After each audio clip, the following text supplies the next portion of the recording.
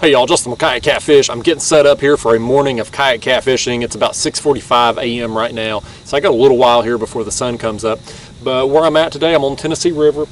I'm fishing a creek today. I've never fished this creek before, but it dumps into the main channel right here.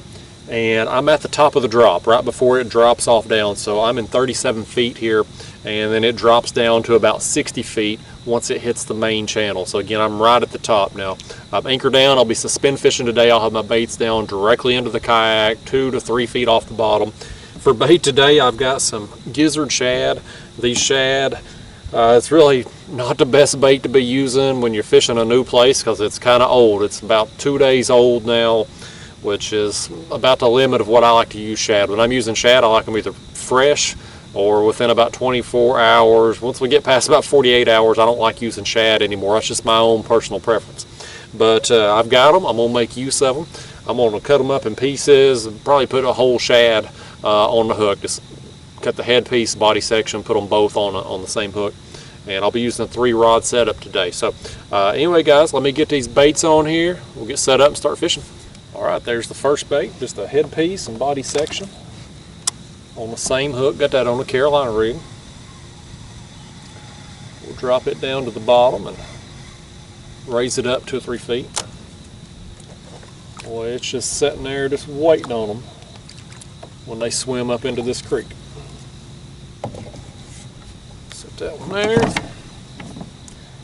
You know, shad is one of them baits that it's a good bait to use for catfish, just because around here anyway it makes up the bulk of the food source for them. But I tend to do better on shad in the colder months, and you know, we're into middle of September, 17th, 18th, something like that here while I'm filming this. There's that bait there.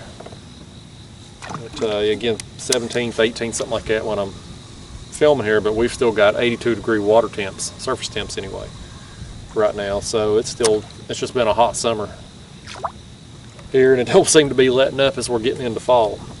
But once the water starts to cool down, shad will become a lot better bait for me. I know everybody's experience is different, everybody with water fish is different, but for me it's just, I've had better luck on shad in the fall and winter, early spring, versus these hot summer months. And these summer months I like white bass, I like especially skipjack when I can get them. I just ain't been able to, I haven't done good on skipjack all year. Just ain't been able to get on them in good numbers or good size. There's that bait. Alright, drop this one down and we'll be fishing. I got 20, 30 minutes or so before the sun peaks up.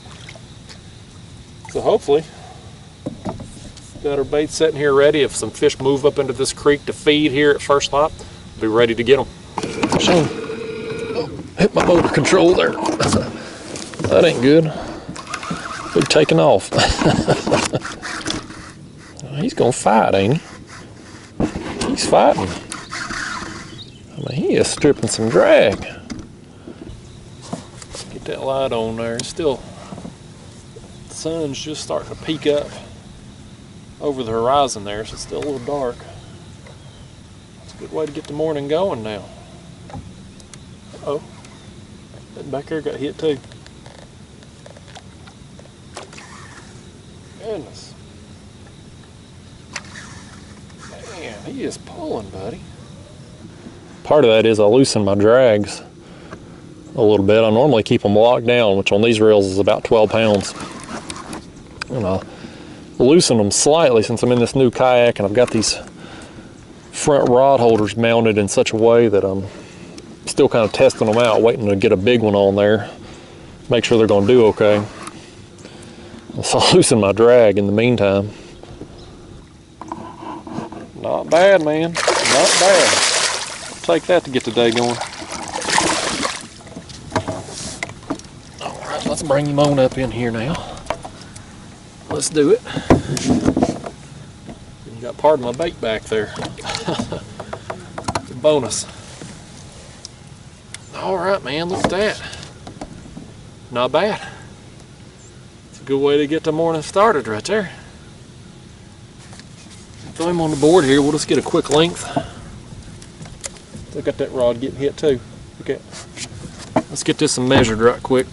That one there is about 34 and a half. Looks like 34 3/4. Good fish. That's a solid fish right there. Let's let him go. There he goes. Well, there he goes. All right, guys. Let's pick up on this one now. It's getting a movement of fish up in here. First thing, like I said, that sun's starting to kind of peek up over the horizon there. Getting some active fish moving up. Get him up here. Oh yeah, that's a little flathead right there. Check that out. Heck yeah, man.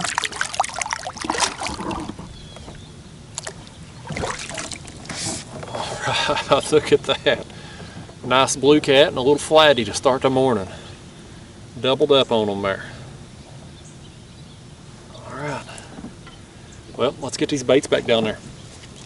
See you, flatty. Look at sunrise right there, y'all. It's a beautiful sight. We only get so many of them in our life. Better get out there and enjoy them.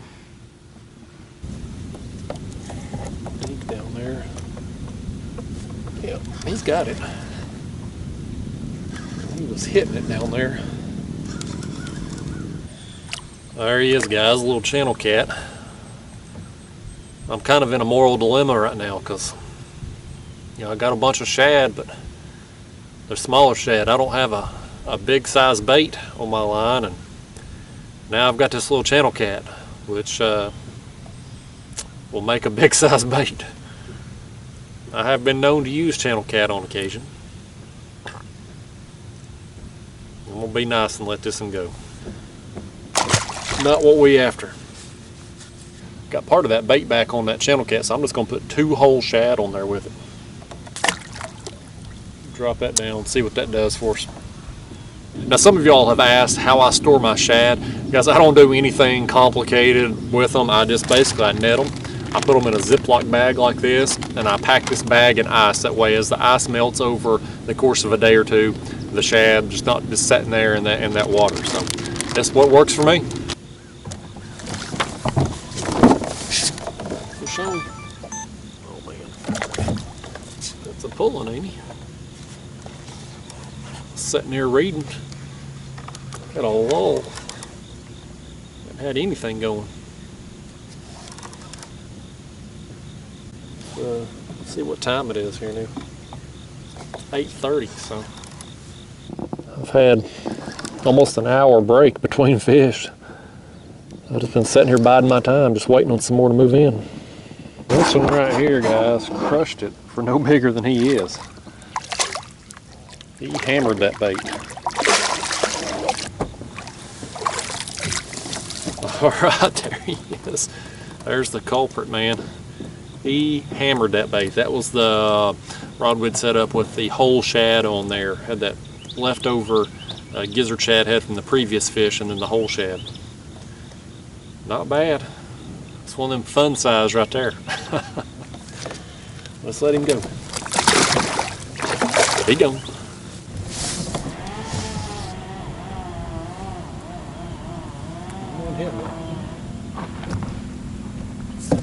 Pick up on him. Yeah, he's on there. Fish on. Been another long wait after that last fish. It's kind of been a morning started with a bang and turned into a whimper. Oh, good gosh. Why don't you look at this?